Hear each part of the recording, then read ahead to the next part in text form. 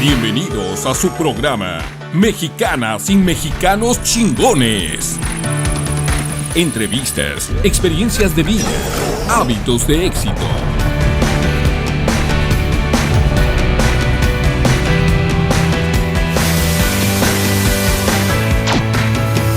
Mexicanas y Mexicanos Chingones.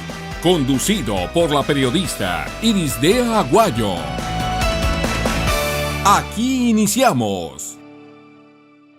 Muy buenas tardes, ¿cómo está? Muy bien, buenas tardes, Irisdea.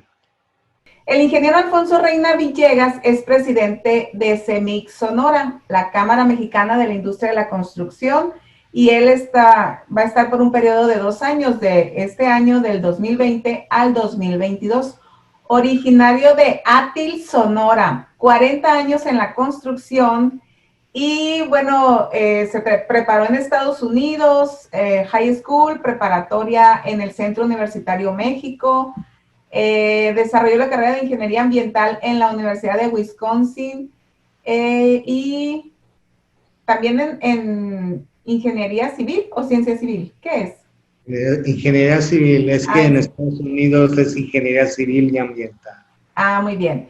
Y otra carrera que también tiene es Ingeniero Civil en el TEC de Monterrey. Tiene premios como mención honorífica en preparatoria, mención honorífica en carrera por mejor promedio, diploma como mejor estudiante de la Ingeniería Civil del Tecnológico de Monterrey por el Colegio de Ingenieros Civiles y diploma a los mejores estudiantes de México. ¡Wow! Tiene participaciones gremiales como consejos directivos de CEMIC, la CICS y la UCIC. Participa en grupos como la Asociación Mexicana de Vías Terrestres, la SMI, Comisión Internacional y la CNIC.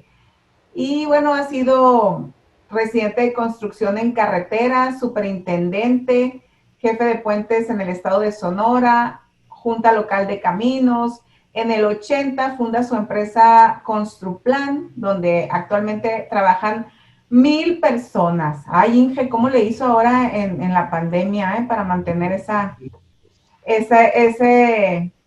planta de trabajadores? Mis respetos, si la mantuvo. Ingeniero, buenas tardes. Antes de empezar con los temas de profesión y eso, platíquenos cómo fue su infancia. Nació en Atil, pero ahí se desarrolló. No, mira, mi papá y yo nací en Atil, pero crecí y me formé en la Ciudad de México.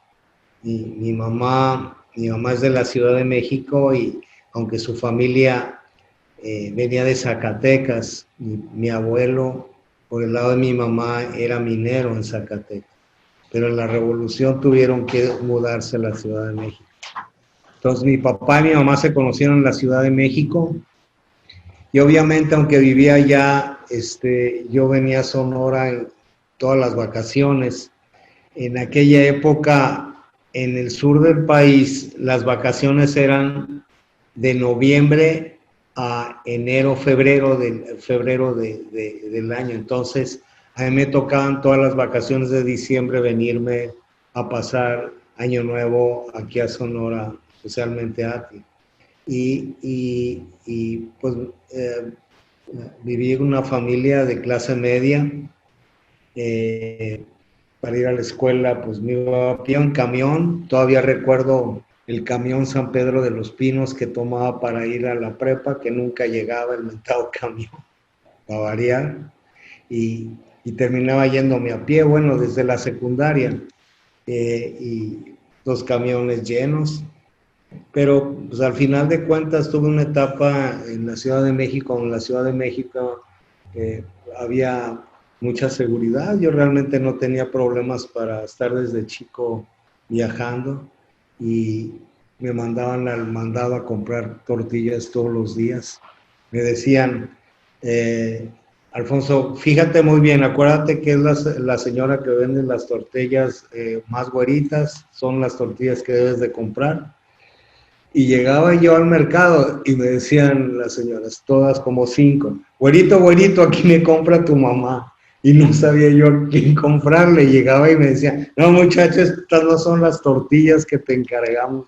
Me camoteaban, o sea, tuve una etapa muy bonita en la Ciudad de México, también estudié en escuelas, estudié en escuelas maristas que son parecidas a las escuelas lasallistas, y terminé en una preparatoria de mucho prestigio en México que se llama Centro Universitario México, y con muy buenos maestros.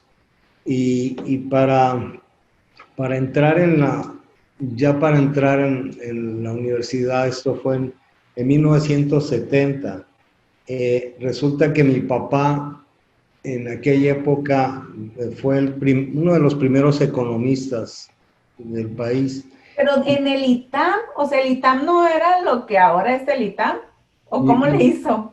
Mi papá estudió economía primero en la Universidad Autónoma, pero terminó en el Instituto Tecnológico de México, en el ITAM, y escribió un libro que se llama La industria de la carne en México. Con ese premio ganó el Premio Nacional de Economía en 1957, como en el 1967 o 68, don Faustino Félix, gobernador de Sonora, lo invitó a ser el primer secretario de Agricultura y Ganadería aquí en Sonora. Entonces mi familia se volvió a mudar aquí a Sonora, y yo, como estaba en prepa, no quisieron mis papás que me saliera ya de toda la carrera que llevaba en la escuela. Entonces me quedé con una tía en México y terminé mi preparatoria ya. Mi papá estaba acá en Sonora. Mi papá inició los programas de clasificación de carne. O sea que cada vez que veo los maletines de carne que hay aquí, me acuerdo a mi papá.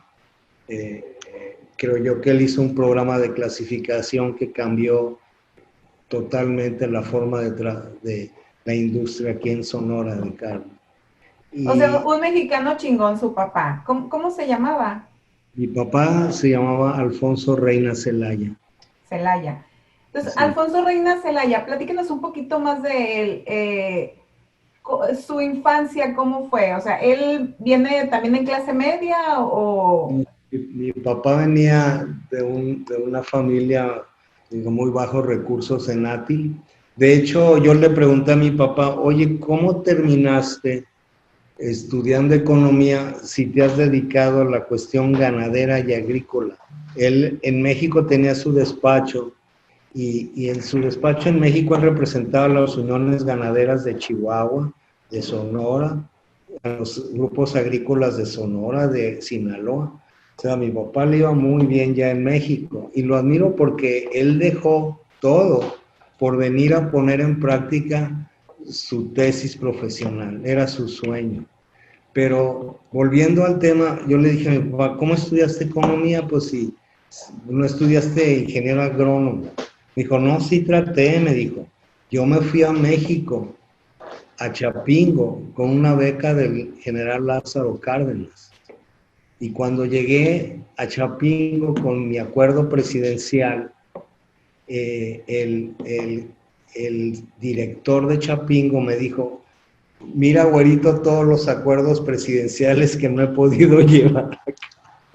Entonces dice mi papá, se me vino el mundo encima porque yo en México solo, ¿qué podía hacer? Entonces, afortunadamente, los sonorenses que vivían en la Ciudad de México lo acogieron y le dijeron, oye, Reina, ¿por qué no te metes a esa carrera nueva que sacó la UNAM que se llama Economía?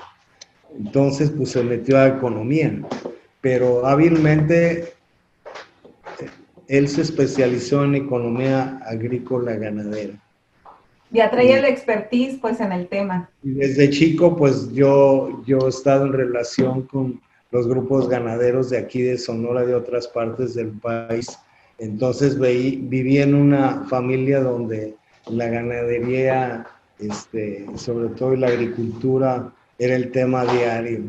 Entonces fue un ejemplo muy grande de mi papá, porque al final de cuentas yo digo que en Sonora tenemos que buscar hacer acciones y actividades que puedan cambiar estructuralmente la visión económica del Estado. Y al hacer la clasificación de la carne, porque cuando llegó aquí, la carne en aquella época estaba con precio controlado. A ti te podían dar una suela de zapato al mismo precio de darte un steak. Entonces no había ningún incentivo para producir con mejor calidad. Él convenció a la Secretaría en México, que era Industria y Comercio, que hiciera un plan piloto en Sonora para producir la carne con diferentes grados de calidad. Mi papá pensaba que al producir la carne y me decía, mira, hijo, la carne de calidad, los steaks se venden en los restaurantes, en los desarrollos turísticos, se pueden vender a buen precio. Y puedes con eso subsidiar la carne de otro nivel, como pues son las costillas, como puede ser la colita, de tal manera que la gente de escasos recursos pueda tener proteína con mejor acceso. Y creo yo que al final de cuentas en el estado, comparado a otras partes del país, tú puedes ir a un súper y encontrar carne de buena calidad aquí en Sonora. Entonces, para mí es un ejemplo con el que viví y ver cómo alguien de muy escasos recursos, mi papá llegó aquí a Hermosillo gracias a que el doctor Ramón Ángel Amante y la maestra Amante, el que era de Átil, fue allá de vacaciones y mi papá se hizo amigo de Ramón Ángel. Entonces, la maestra Amante se lo trajo a Hermosillo a estudiar y de ahí fue desarrollándose mi papá gracias a esas oportunidades de vida. Entonces vengo de una familia de trabajo con esfuerzo y afortunadamente yo viví muy, muy feliz, pero con oportunidades, grandes oportunidades de trabajo, ¿no? Sí, a usted le tocó de alguna manera la cosecha, ¿no? De la siembra que hizo su papá, pero sí, no la ha desaprovechado. Me llama la atención que mucha de su formación es en Estados Unidos. ¿Cómo se da esto, ingeniero? Mira, yo terminé mi preparatoria y entré a la UNAM a estudiar ingeniería civil. Pero la UNAM todavía estaba muy afectada por todos los disturbios de 1968. Aparte de que en esa época toda la educación del sur del país cambió a unirse a la forma como aquí en el norte se estaba manejando la educación, es tipo Estados Unidos. En el sur del país se estaba manejando la educación más o menos en los términos que Europa se manejaba. Entonces, al unirse la educación del sur del país con el norte y que liga a Estados Unidos, todos los programas de estudio estaban volteados. Cuando yo me di de alta allá en la UNAM, le hablé a mi papá, que estaba aquí en Sonora, arrancando la secretaría, muy ocupado. Y me dice, ¿ya te inscribiste? Sí, papá, ya me inscribí. Oye, qué bueno. ¿Cuándo empiezan las clases? Entonces le digo, pues papá, me dijeron que me diera una vueltecita en unos 8 meses. Entonces mi papá pegó el grito porque dijo, yo en aquella época me gusta mucho la música, tenía un conjunto de rock en la prepa y que nos llamábamos Los Buitres.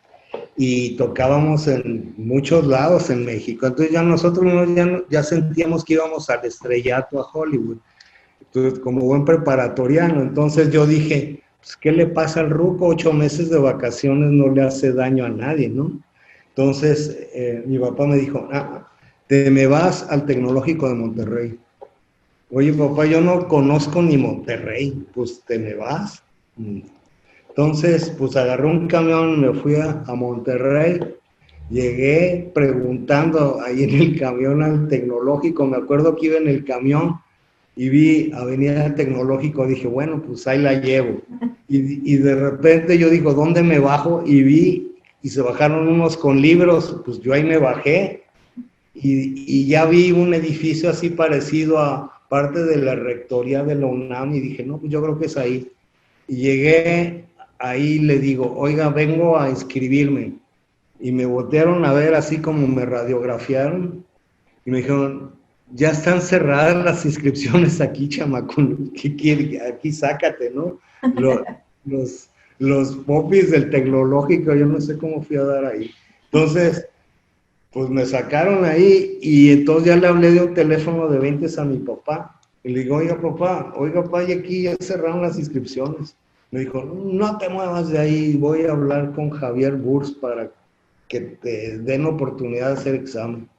Afortunadamente, aunque no lo creas, tenía excelentes calificaciones. Fui un estudiante echaba mucho relajo hasta eso, pero tenía muy buenas calificaciones. Entonces, pues al rato me recibió un vicerrector, vio mis calificaciones y me dijo, ok, mañana te van a hacer exámenes de selección y al estilo tecnológico, pues órale, exámenes. Ahí se acabó mi carrera artística, tuve que dejar el conjunto y me quedé en el tecnológico, donde tuve una muy bonita experiencia. ¿Y lo siguieron haciendo bullying o ya lo aceptaron? Pues mira, al principio como traía acento guacho, pues obviamente me hacían mucho bullying, porque empecé a conocer mucha gente de Sonora. De hecho, me hacían bullying los de Hermosillo, porque me inscribí en el equipo de fútbol de Cajeme. Entonces me decían, ¿cómo te fuiste con Cajeme? Me decían los de, y a mí me vale, ¿no? Yo le digo, oye, pues son mis amigos, yo me inscribí en ese conjunto. Ahí estaba Javier Burs, que ahora es del grupo Bachoco, y otra serie de amigos que tenía yo más compañeros de escuela de Ciudad Obregón, tuve mucho más que de Hermosillo. Mis compañeros de escuela son de Ciudad Obregón.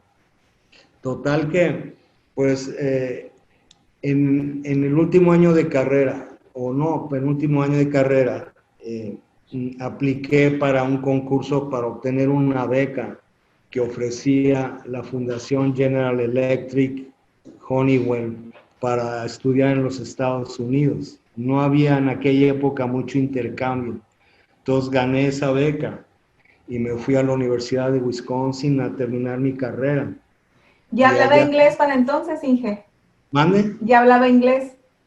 Sí, estuve un año internado en una escuela en Minnesota, en la parte norte de Estados Unidos. Es un lugar muy frío, 40 grados bajo cero fácil.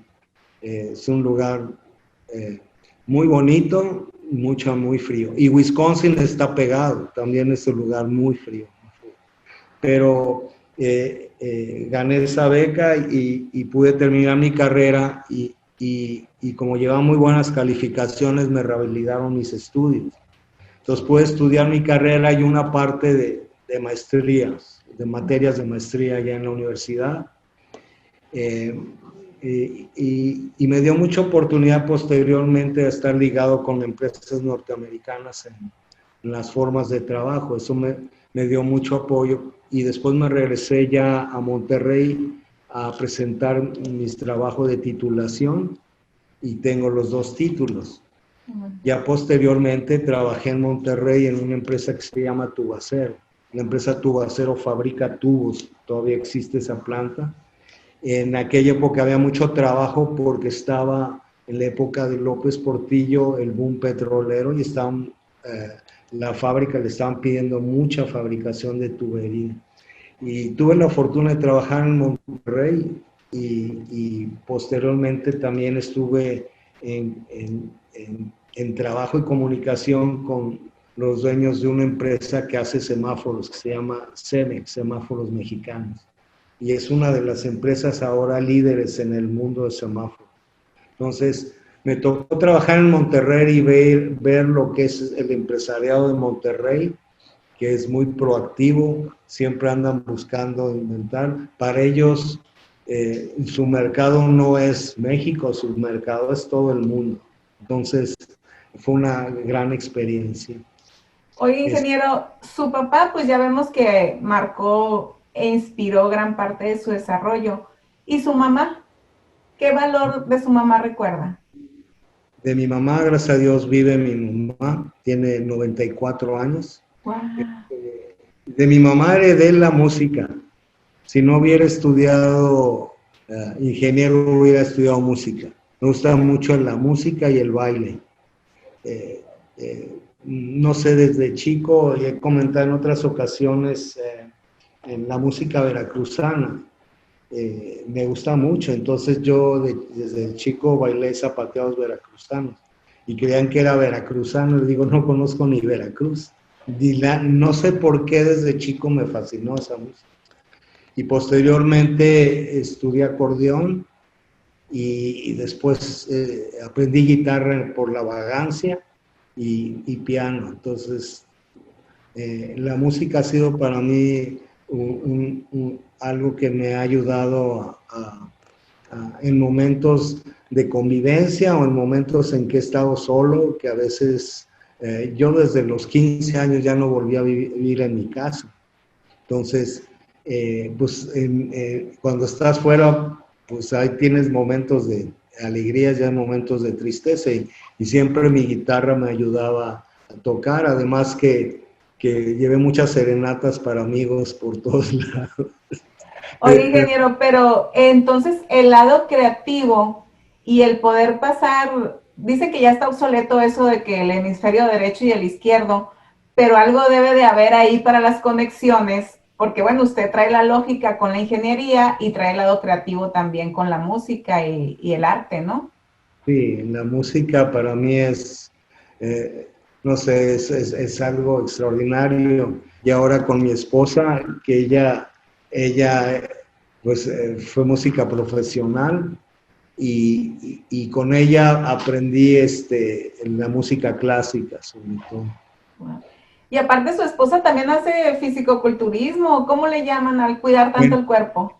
ella es mi compañera de entrenamiento, es la que me forza, ella es más fuerte que yo y me ha ayudado a acompañarme en los entrenamientos. El fisicoculturismo lo practiqué yo y lo practiqué desde 1996 que empecé a competir y competí aquí en Hermosillo, posteriormente en Sierra Vista, en Arizona, en Phoenix, después competí varias veces en Las Vegas, en Austin, Texas, en la Ciudad de México y después hay una competencia internacional que en Pittsburgh, donde fui con el equipo de México a competir porque se compiten los equipos de Estados Unidos, de México y de Canadá. Ahí quedé en segundo lugar. Wow. Y posteriormente, ya al final en 2014 participé en una competencia mundial. Ahí quedé en séptimo lugar. Debería de haber hecho algo mejor, pero quedé en séptimo lugar. Y me dediqué posteriormente a ser juez en los concursos. Pero últimamente pues ya hay nuevos muchachos, nuevos jueces, ahí andan trabajando fuertemente, pero es, uh, es una disciplina que me ayudó mucho en los entrenamientos en formación de vida, porque un entrenamiento en la mañana implica disciplina y en la vida, yo creo que si algo les digo a los nuevos profesionistas es que aquí es que no te des por vencido. Es muy importante el trabajar el día a día y no darse por vencido. Y en los entrenamientos tienes días buenos y tienes días malos. Y el chiste es de que si no pudiste sacar ese levantamiento, no te des por vencido y lo vuelves a intentar posteriormente hasta que lo logras. Entonces, Pero aparte, ingeniero, el hecho dicen que la mente domina el cuerpo, pero es más fácil el proceso cuando dominas el cuerpo para dominar la mente, ¿no?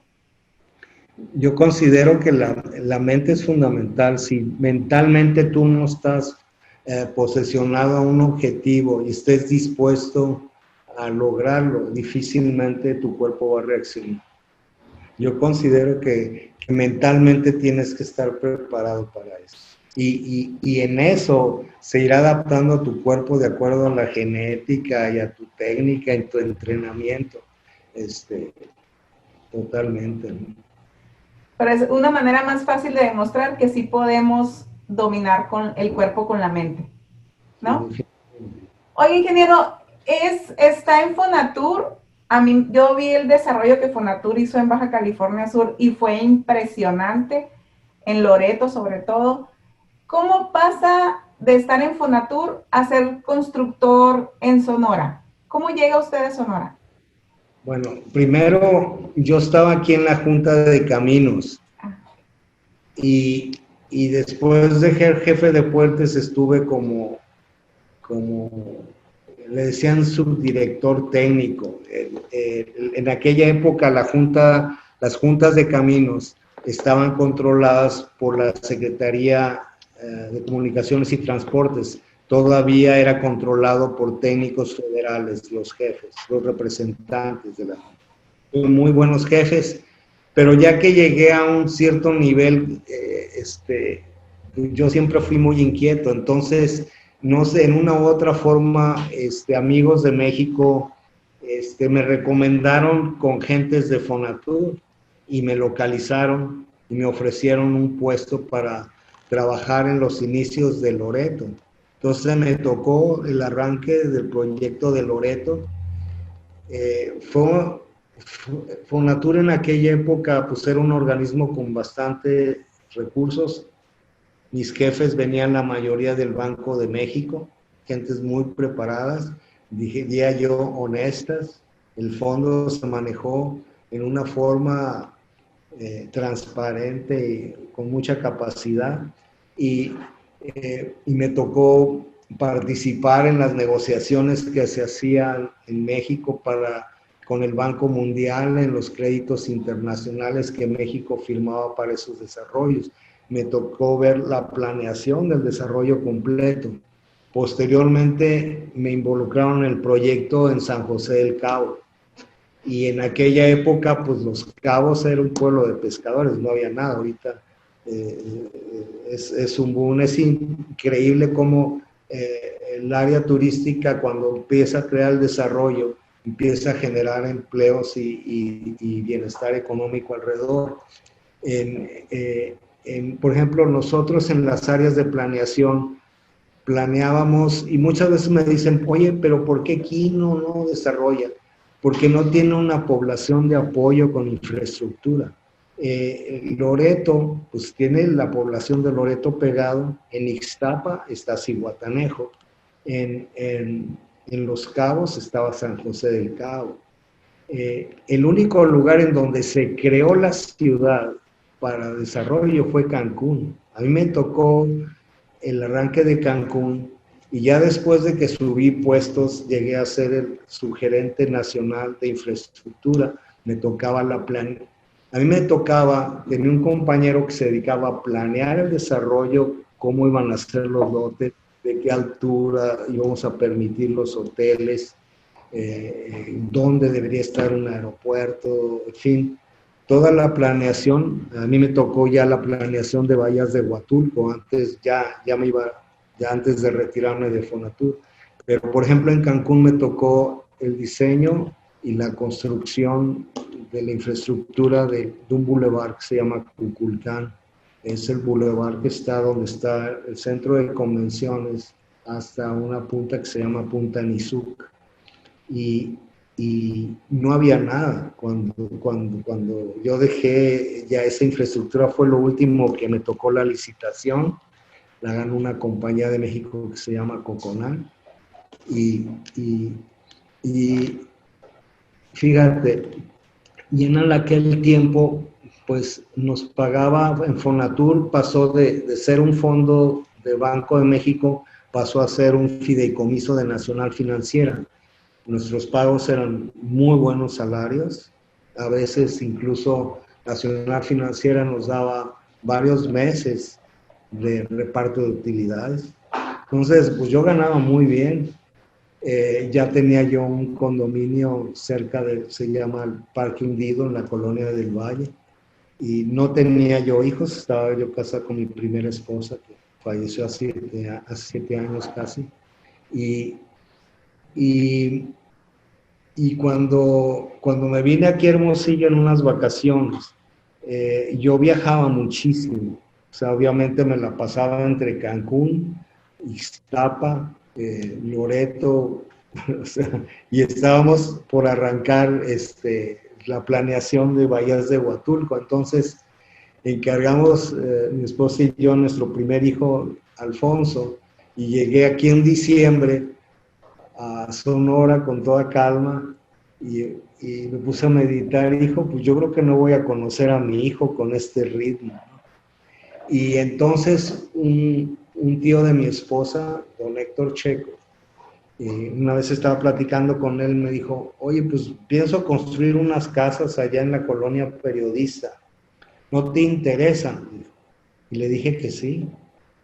Entonces, así como lo oyes, llegué a México, renuncié y me vine para acá. Yo siempre tuve la inquietud de generar algo.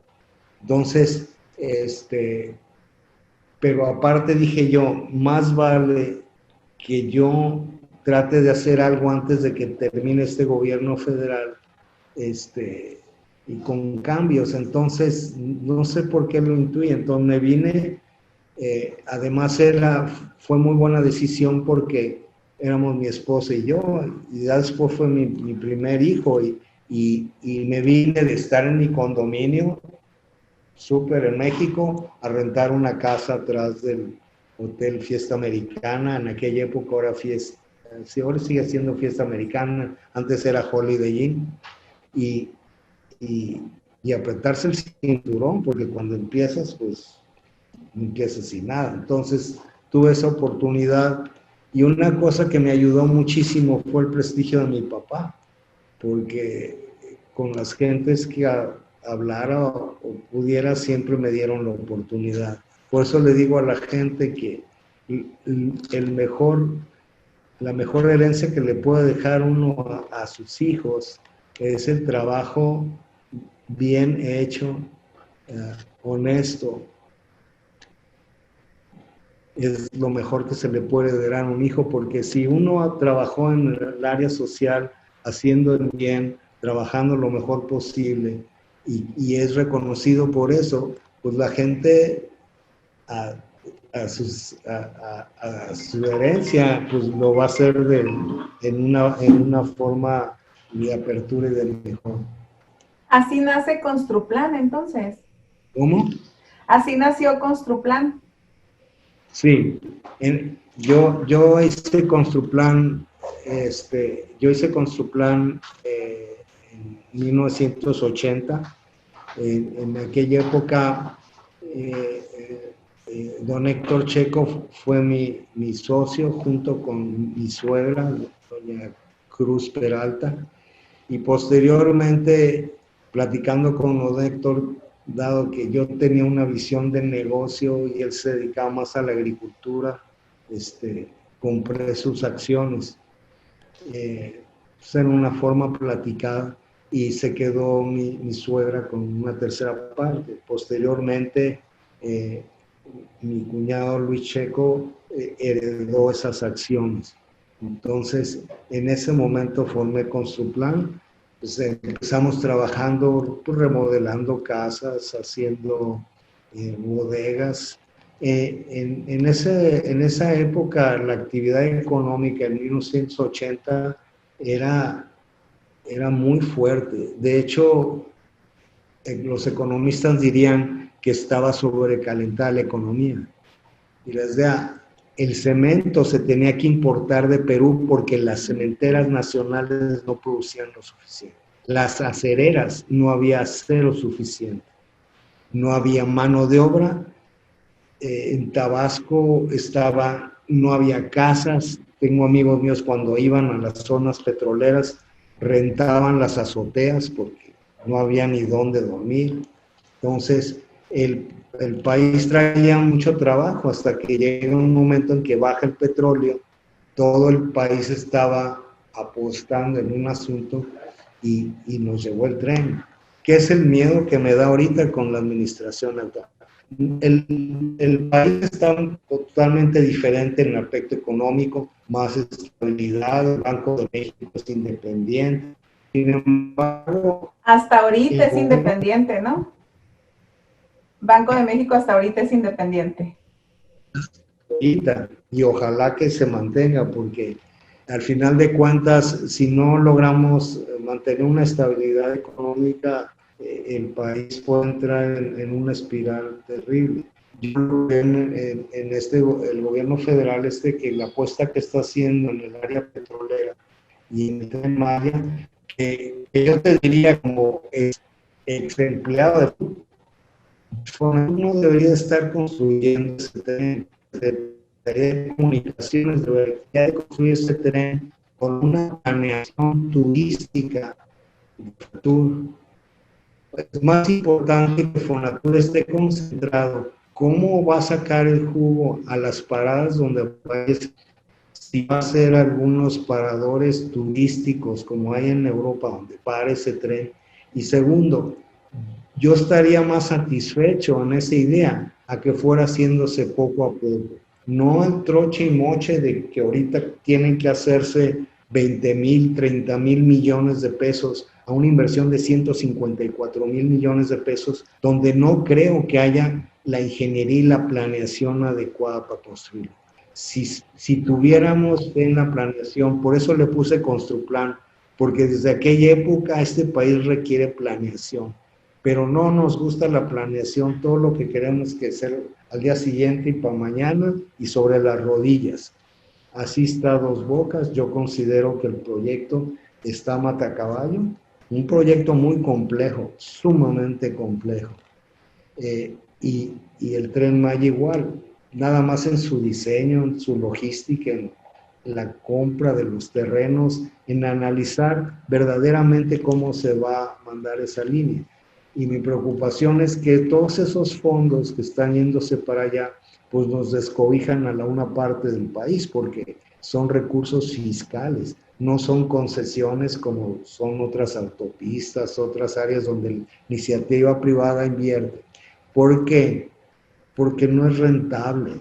Si hubiera sido rentable, grandes grupos hubieran invertido ahí para recuperar. La mayoría de los trenes en Europa están subsidiados, pero eso me preocupa para el desarrollo del país, y que eso provoca que no hay recursos en muchas partes del país, en los ayuntamientos, para invertir en la infraestructura que necesitamos.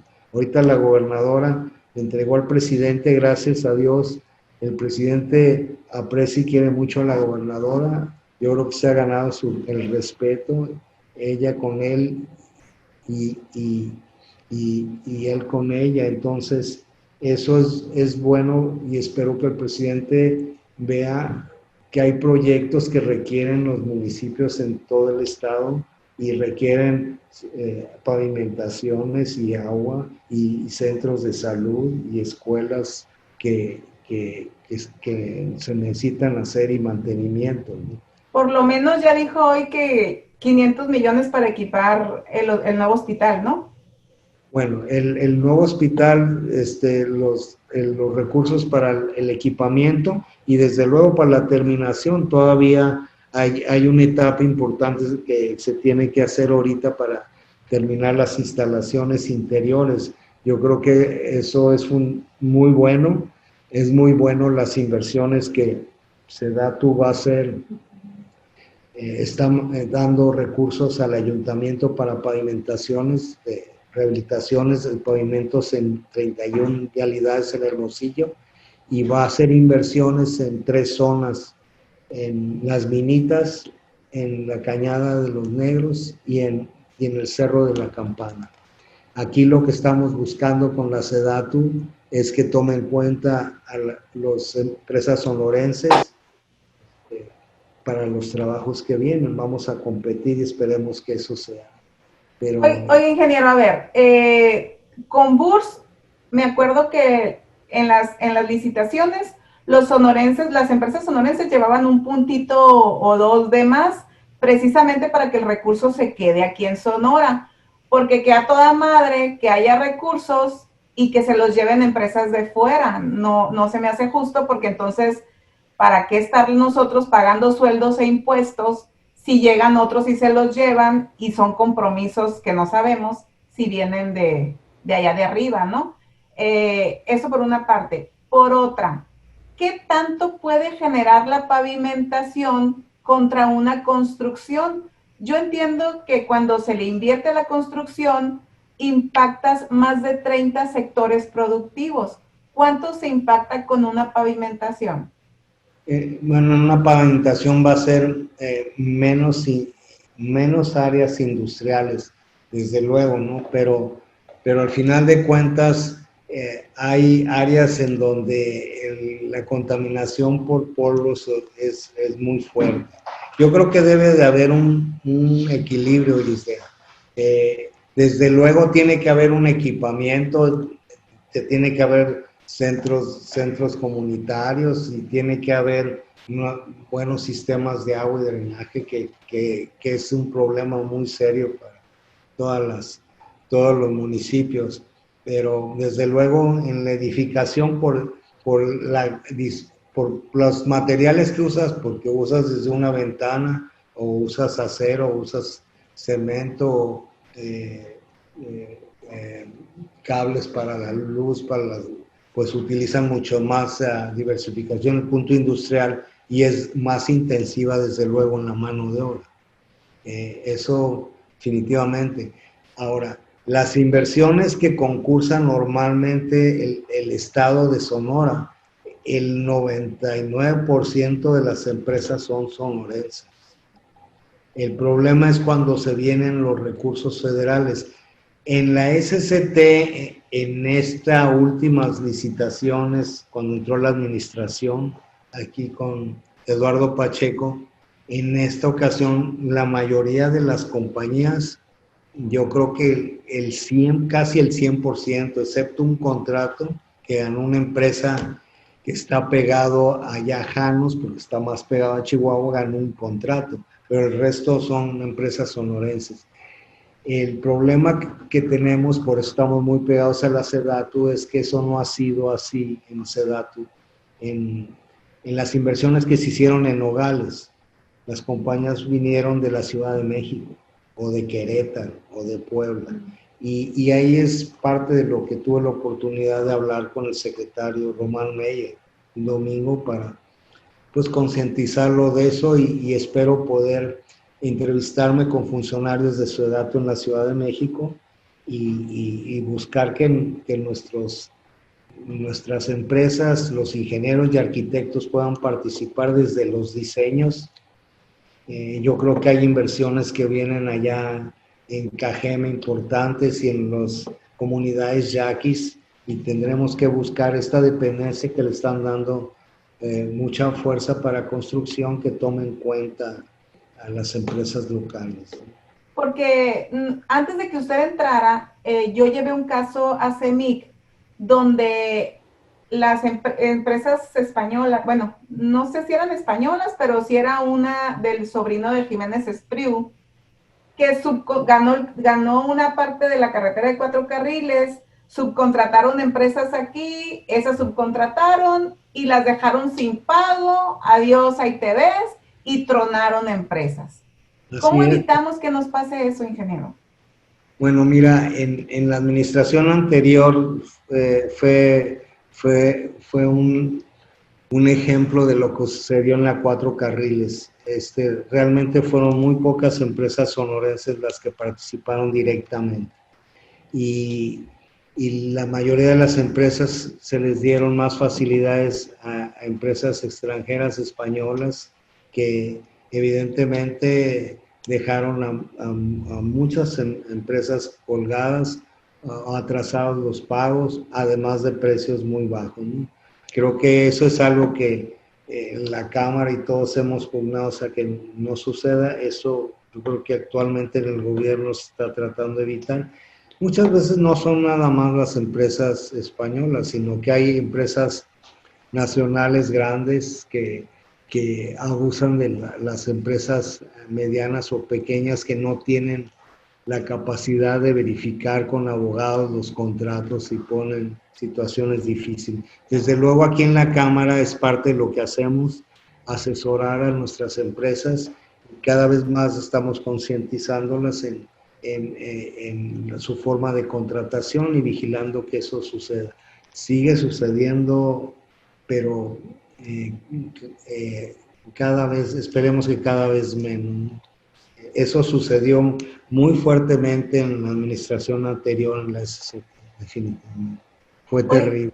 Oye, ingeniero, con la experiencia que usted tiene y de haber trabajado en empresas en Estados Unidos, ¿hay confianza ahorita de invertir en el país de parte de empresas extranjeras? Mira, sí hubiera confianza, pero uno de los problemas más serios que hay es que hay un bloqueo en los procesos y trámites de las diferentes empresas. Voy a hablar sobre las empresas mineras, en los trámites ambientales o en los trámites para sacar cualquier permiso, pues materialmente no se logran y muchas veces las empresas extranjeras ya van perdiendo la confianza de poder seguir haciendo trámites y buscando la manera de poder hacer negocio en México porque se tardan o les niegan o se les pide dinero para sacar los trámites. Entonces, hay ciertos sectores en donde yo considero que ha perdido competitividad el país por su lentitud de sus procesos de permisos y porque sigue habiendo corrupción. Es mentira y no es cierto que la corrupción haya desaparecido. Ojalá, si es un problema serio, pero mientras los trámites no sean más transparentes o se puedan hacer en una forma más electrónica, en donde no esté en una forma discrecional de alguien, difícilmente eso va a pasar porque siempre no falta la gente que quiere abusar en un permiso o en un trámite, ¿no? Entonces sí se ha perdido competitividad en ciertas áreas, no en todas. Afortunadamente, creo yo que si algo tiene el estado de Sonora es que se ha logrado hacer una buena promoción, siguen llegando inversiones. Creo que estamos colocados en el estado en una posición geográfica ideal porque estamos en el corredor de Asia con Estados Unidos, los dos polos de desarrollo económico más importante. Y creo que el trabajo que ha hecho el secretario de Economía aquí, Jorge Vidal, ha sido muy bueno. Y el trabajo que ha hecho Ernesto Martínez en lo que es las simplificaciones administrativas de los procesos ha ayudado a que el Estado siga siendo un área atractiva para que la inversión llegue. Otro punto que tenemos de gran ventaja es que tenemos muy buenas universidades, tenemos muy buenos ingenieros. Los ingenieros que salen de la ITH, de la UTH, de la Universidad de Sonora, son excelentes. Lo mismo en las universidades privadas. Pero a mí me ha tocado trabajar y tengo en mi empresa muy buenos ingenieros de estos tecnológicos y creo que, fíjate, una inversión que llegó al Estado en la época del doctor Ocaña, como fue la planta Ford, vino a cambiar la mentalidad de trabajo industrial. La Ford ha sido una escuela para muchos de nosotros en su forma de trabajo y con eso las otras empresas que llegaron. De ahí que hay gente preparada con muy buena capacidad y las empresas que vienen ahorita de fuera ven al Estado como una gran posición. Yo veo todas las acciones de bloqueo que Donald Trump está haciendo a Europa, a Asia, para que no lleguen sus productos a Estados Unidos directo.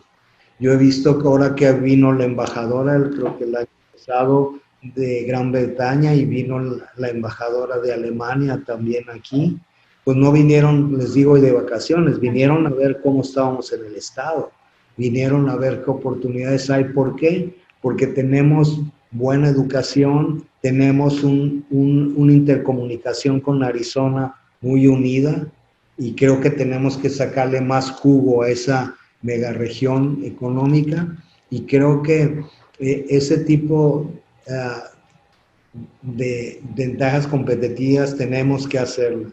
Aquí en la Cámara estamos trabajando un grupo de gentes en poder presentar lo que consideramos proyectos estratégicos para mejorar el desarrollo económico del Estado, que cambien la forma del Estado, así como veo que mi papá con la clasificación de la carne cambió la industria de la carne en Sonora. La erradicación de la garrapata, él fue el que hizo el programa de erradicación y abrió el mercado a la exportación, no solamente a Estados Unidos, sino a Europa o a Asia. Entonces, creo yo que ahí son las acciones que nosotros como Cámara queremos presentarle a los futuros candidatos o candidatas a la gobernatura del Estado.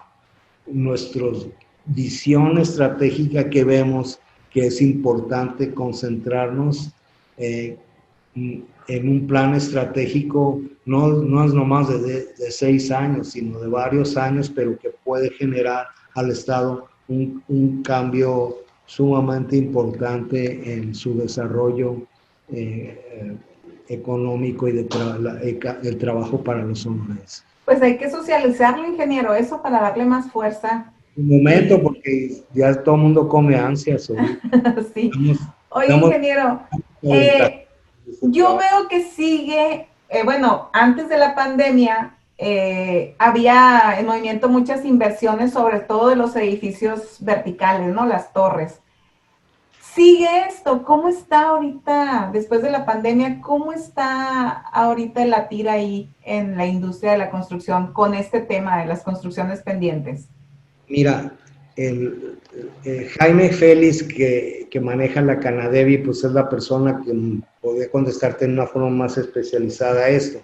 Sin embargo, yo te diría que las gentes que hicieron la inversión, y realmente mis respetos, porque esta gente está apostando en algo en que no hay un antecedente más que unos cuantos edificios. Entonces, se están construyendo varias torres o centros para edificios para condominios.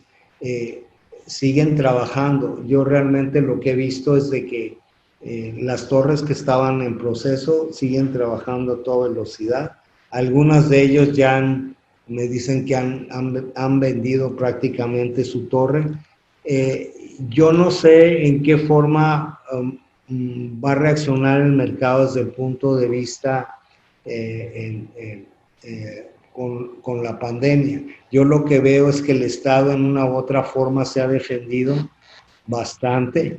Creo que nuestra capacidad económica desde el punto de vista de exportación nos ayuda mucho, porque los sectores agroindustriales de aquí del Estado, la Ford, que sigue manejando un nuevo vehículo que ha sido un éxito para la exportación, las industrias mineras, en donde el oro sigue siendo ahorita, tiene un pico histórico ahorita en estos momentos, pues básicamente nos ayuda a que haya actividad económica. Habrá que ver con la pandemia cómo reaccionan las ventas, pero los inversionistas han seguido apostando en esas torres, y pues ojalá que sí existe el mercado para ellos. A lo mejor con la pandemia algunos de ellos van a tener que sus ventas quizás se alarguen un poco en el tiempo, pero la verdad tenemos inversionistas muy aventados en el mercado, porque no se detuvieron. Sí se reorganizaron, porque muchos de ellos a veces esa mano de obra especializada viene de fuera del estado. Entonces, el volver a reactivar, pues tardó un tiempo, pero ahorita están a toda velocidad terminando las torres que están en proceso. Porque en Peñasco iniciaron una construcción de torres, ¿no? Que me decía alguien por ahí, van a ser como las de Dubái. Y yo, ajá, está bueno. ¿Tiene información usted de eso? Lo que pasa es de que ya el mercado norteamericano se ha mejorado y obviamente pues otra vez se empezó a reactivar la construcción de condominios. Tenemos el mercado de los Estados Unidos que está bien, la economía norteamericana, y obviamente pues representa un mercado importante. A mí me gustaría más que en Peñasco. Yo que trabajé en Fonatur, si yo hubiera tenido a mi cargo las estrategias comerciales de Peñasco, en el boom comercial yo hubiera tratado de colocar hoteles más bien como puntos ancla. Fonatur, cuando llegaba a un centro como en San José del Cabo, el primer hotel que hacía, como el gobierno era dueño de las cadenas Presidente, poníamos un primer hotel Presidente. ¿Por qué? Porque viene siendo un punto de apoyo. ¿Qué veo en Peñasco? Tú puedes llegar a condominios, están preciosos, pero no hay servicios. O sea, obviamente, yo sé, si fuera con mi señora me dijera, ahora me vas a poner a cocinar aquí si yo quisiera salir a cenar, ¿verdad? O que me traigan algo aquí al cuarto. Faltan servicios y hubiera habido una combinación en esos puntos, el tener hoteles ancla en esos momentos, porque un hotel va a buscar traer clientes a base de charters o lo que sea necesario, las grandes cadenas hoteleras. Y además siguen siendo puntos para poder jalar al turismo y brindar servicios adicionales. Entonces, sin embargo, pues lo que sigue concentrando es en la desarrollo de condominios, lo cual es bueno, pero sí se necesita, en mi opinión, áreas de servicio para esas gentes que van a estar en esas zonas. A mí me gustaría tener más hoteles en Peñasco. A ver, ojalá que lo escuche ahí el secretario de Economía y el de Infraestructura para que orienten, ¿no? Oye, ingeniero, los diputados federales, ¿los escuchan a ustedes o están allá a todo dar cobrando sueldos nomás? Mira, honestamente, con los únicos que hemos tenido realmente una mayor comunicación nosotros, quizás por una falta de conocimiento de ellos, ha sido la senadora Lili Treyes y el senador Arturo Burs. Con el senador Arturo Burs he tenido muchas conversaciones, es con el que tengo mayor comunicación, es una persona muy preocupada y actuando en el Estado. Creo yo que de nuestra parte falta el conocimiento de los diputados y creo que los diputados falta también un acercamiento de ellos hacia nuestras cámaras. No lo tenemos y no, honestamente te diría que no sé ni quiénes son. ¿Y los diputados locales sí trabajan? Los diputados locales sí tengo comunicación con varios de ellos.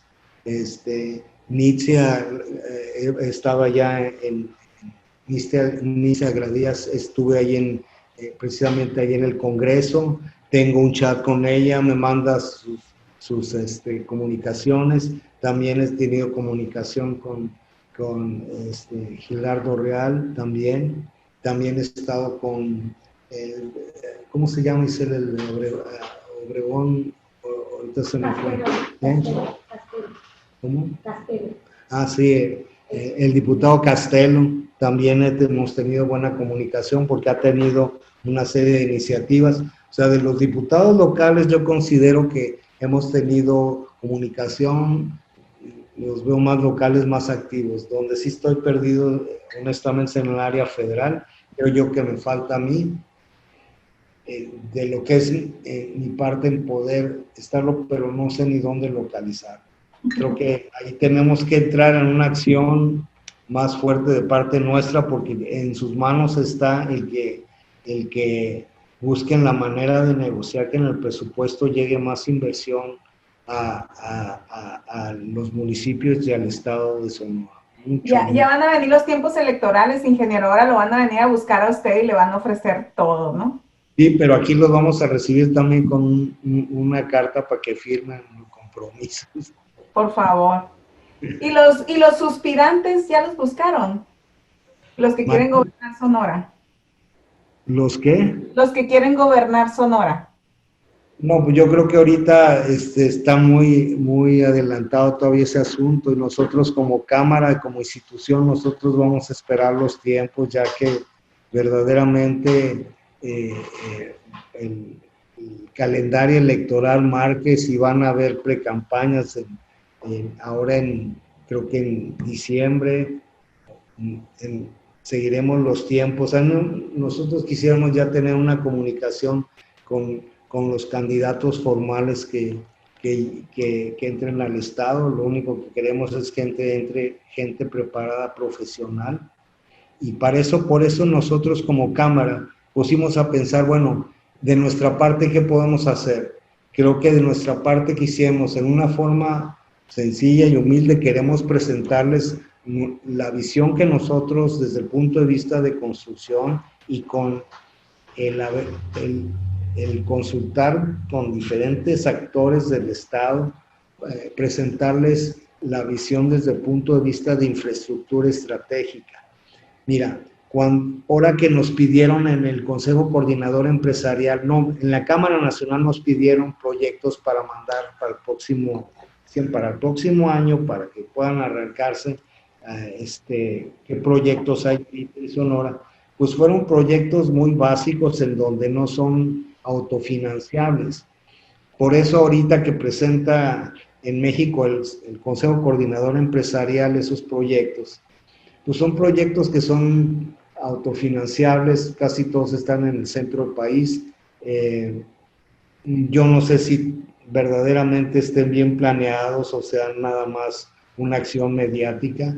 No veo, no se tomaron en cuenta otras partes del país. Por aquí hubiéramos tenido, por ejemplo, la desaladora de Peñasco. Es un proyecto que puede entrar con APP que plantamos. Les planteamos la ampliación de la carretera Bahía-Quino y otra serie de infraestructuras que enviamos a México. La Cámara Nacional le entregó esos proyectos a la CONCAMIN, que es parte del Consejo Coordinador Empresarial, y se mostraron una gran cantidad de proyectos a nivel nacional, de los cuales pues, unos cuantos, quizás 4 o 5 se tomaron en cuenta. ¿Y bajo qué criterio? No se sabe. Pues básicamente ha de ser que son proyectos que quizás son autofinanciables porque vas a hacer una ampliación de una autopista, o vas a hacer una autopista que ya existe, la vas a ampliar a más longitud porque, con una concesión adicional. Entonces, es el tipo de proyectos que salieron, algún libramiento. Pero, pues para que cobren más, pues, Inge, para que le cobren más al pueblo. Por eso, pero al final de cuentas, ahí es donde yo te digo que si hubiera un equilibrio en el gasto de los recursos financieros de nuestros impuestos, pues debería de haber un equilibrio, y parte de las inversiones que planteamos se debería de pagar. Pues a lo mejor al Tren Maya no le dedican 40,000 millones, que le dediquen 35,000 millones y que manden 5,000 millones aquí al norte o algo por el estilo. Sin embargo, está concentrada la inversión en el sureste, que no necesariamente se va a gastar porque faltan mucha planeación y proyectos en esas áreas. Y creo yo que sí sería más equilibrado que parte de los recursos fiscales se estuvieran dedicando, ¿por qué no ampliar la carretera Bahía-Quino o rehabilitar los sistemas de agua de diferentes municipios en el estado? Entonces, es como el gobierno federal no quiere meter ni un quisto adicional y todo lo tiene concentrado allá, ¿qué autorizaron?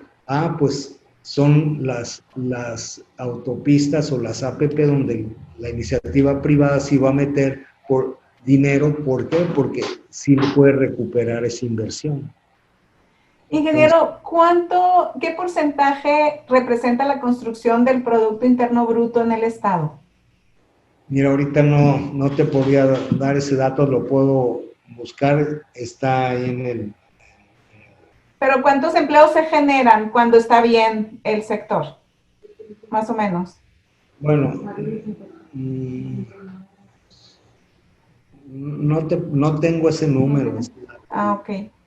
Porque bueno, sí, se generan empleos directos, pero el impacto yo tengo entendido que son... El impacto de los indirectos, lo que pasa es que he visto tantos números y ahorita no me acuerdo, ahorita que Gisela volvemos a checar.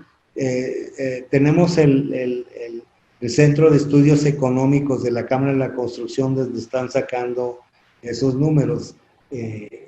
Ahorita al vuelo no alcanzo a decirte, te puedo decir las caídas desde el punto de vista económico, pero mira, aquí dice que son aproximadamente, pues habla sobre 52,000 empleos. La verdad no me gustaría yo darte este dato aquí, Ajá. pero el empleo de la construcción formal en el Estado representa el 8.6%, pero no me gustaría adelantarme en eso. Ok, nomás es que quiero hacer un comparativo de qué sucede cuando no se le invierte a la construcción, cuántos empleos se pierden, pues, al no hacer la inversión ahí. Aquí dice que la construcción en Sonora emplea 52,851 empleos Directos. Directos. Pero pues nosotros sí tenemos, no sé, yo te diría que entre 4 o 5 empleos indirectos manejan las diferentes industrias colaterales, pero ese dato te lo tendríamos que confirmar posteriormente.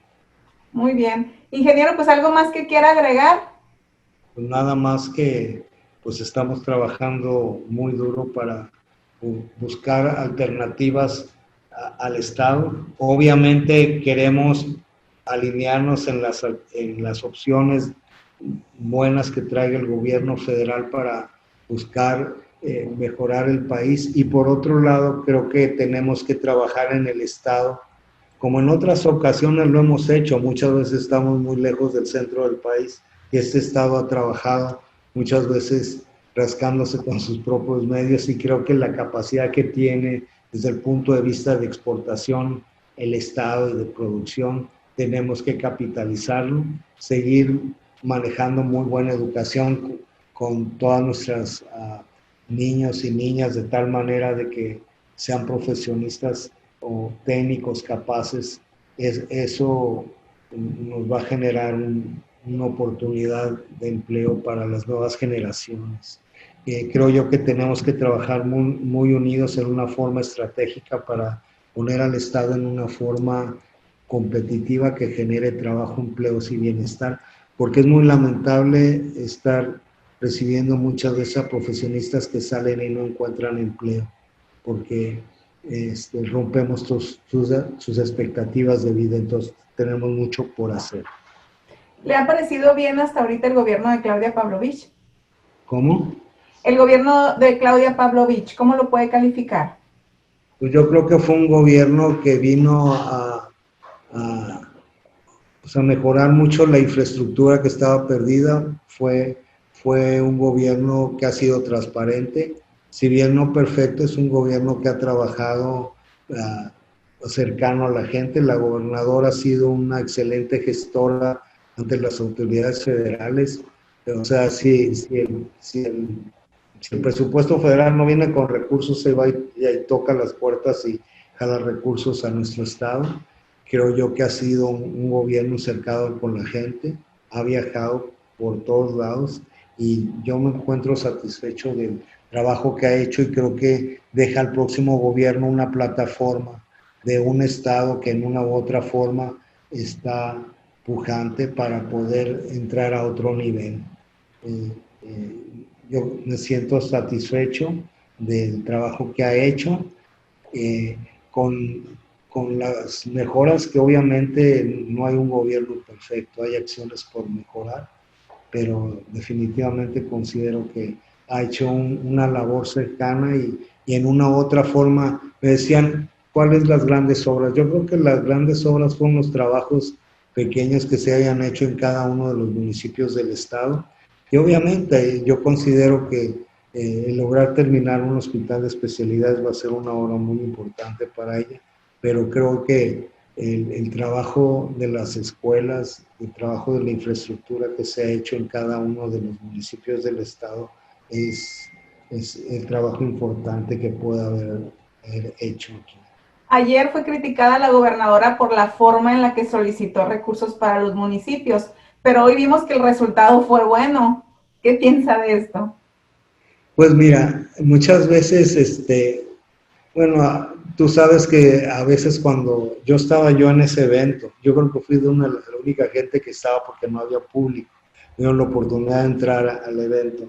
Y dentro de los trabajos, cuando tú hablas, pues a veces en la desesperación a lo mejor utilizaste una palabra que se pueda malinterpretar, que se quiera malinterpretar, pero al final de cuentas yo creo que es el poder hablar coloquialmente ante el presidente en esa forma y decirle, oiga, no se agache, no la muele, pues es mejor resultado que andar con rimbombanzas. Y yo conociendo al presidente en el sentido que le gusta la sencillez, yo creo que le llega más. Y segundo, el ver que realmente la gente ha querido a la gobernadora porque ha estado con ellos. Y creo yo que al final de cuentas, pues el chiste es en una u otra forma buscar la gestión para obtener esos recursos, saber quién otra gente anda haciendo eso, o quiénes de los diputados se ha movido, ha hecho una declaración. Pues yo considero que yo por mi parte, a través de la Cámara, lo he estado repitiendo una y otra vez, que necesitamos que los recursos federales que están a algo manden para acá. Si está invirtiéndose tantos miles de millones en los Tren Maya, en el corredor transísmico, en otros puntos que son miles de millones de pesos, pues yo creo que hay municipios aquí que ya quisieran tener $1 millón de pesos para sacar un trabajo. Entonces, ese llamado, pues yo creo que al final de cuentas, en la improvisación sale. El chiste es de que puedan realmente ser escuchados. Y yo como vi el aprecio que tiene el presidente a la gobernadora y la gobernadora, pues lo importante es de que podamos tener resultados aquí en el estado, porque no todos los estados están teniendo esa comunicación. Y aparte la gobernadora demostró que tiene pantalones, ¿no? Porque aceptó que la había regado y se disculpó. Pues sí, al final de cuentas nadie es perfecto, ¿verdad? Y yo creo que lo que tenemos que buscar entre todos es apoyarnos. ¿Cómo lo hacemos para convencer en buen nivel a la federación y al secretario de Hacienda, pues de que ahí busque un caidito para que los mande para acá? Muy bien, pues ingeniero, muchísimas gracias por su tiempo, gracias por compartir parte de su vida con nosotros y pues a seguirle echando ganas. Muchas gracias. Muchas gracias, Iredea, muchas gracias y saludos a todos. Y a ustedes que nos escuchan, por favor sonrían, recuerden, siempre puede ser peor.